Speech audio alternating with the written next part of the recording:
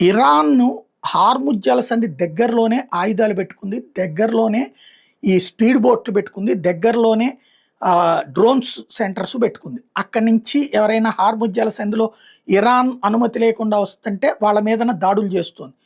ఇప్పుడు ఇరాన్ని దిగ్బంధించడానికి పెద్ద ఎత్తున షిప్పులతో, యుద్ధ నౌకలతో, యుద్ధ విమానాలతో అక్కడే ఉన్నటువంటి అమెరికా ఆ ఇరాన్కి సంబంధించిన ఆ స్థావరాలను కూల్చింది.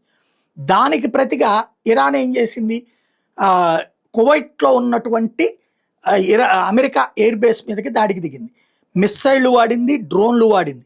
అయితే వాటన్నిటిని దారిలోనే ఇంటర్సెప్ట్ చేశామని కువైట్ ప్రకటించింది. కువైట్ అధికారులే ప్రకటించారు.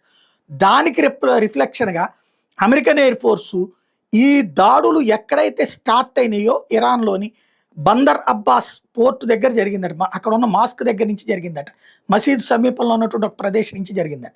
అక్కడ దాడులు చేసింది అమెరికా.